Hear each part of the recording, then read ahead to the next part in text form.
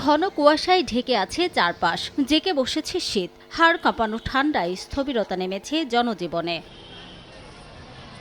রাজশাহীতে ঘন কুয়াশা আর টানা দুদিন সূর্যের দেখা নেই, সঙ্গে তীব্র শৈত্যপ্রবাহ ও গুঁড়ি গুঁড়ি বৃষ্টিতে বেড়েছে শীতের দাপট। কনকনে শীতে সবচেয়ে বেশি বিপাকে পড়েছেন ছিন্নমূল, শিশু, বয়স্ক ও খেটে খাওয়া মানুষ। পর্যাপ্ত শীতবস্ত্রের অনিরাপদ জীবনযাপন করছেন অনেকে। একদিকে শীত, অন্যদিকে জীবিকার সংকটে সবচেয়ে অসহায় হয়ে পড়েছেন নিম্ন আয়ের মানুষ। আয়পাতি কম, মানুষের চলাচল খুব কষ্ট, ঠান্ডায় খুবই কষ্ট পাচ্ছে মানুষ। তো কষ্ট হলে কি করবো, পেট আছে না, খাওয়া তো লাগবেই। হিম শীতল বাতাসে শীতের তীব্রতা বেড়েছে সিলেটেও। শীতে জবুথবু অবস্থা ছিন্নমূল ও সাধারণ মানুষের।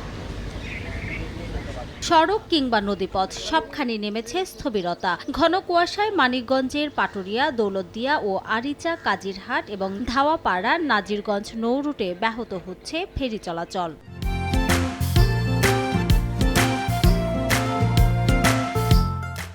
খুবই কষ্ট হচ্ছে, জনজীবন একেবারেই অচল হয়ে পড়তেছে। ফেরিঘাট এখন অচল হয়ে গেছে, তাই আমরা পেটের তাগিদে এই ফেরিঘাটে আসি, কিন্তু আগের মতো গাড়ি নাই।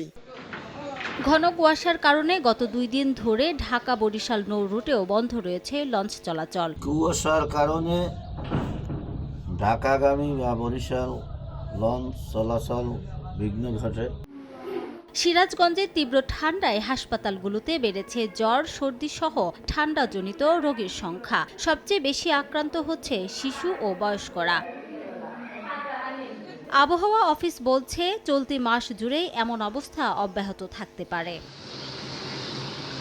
রিমু সিদ্দিক, সময় সংবাদ।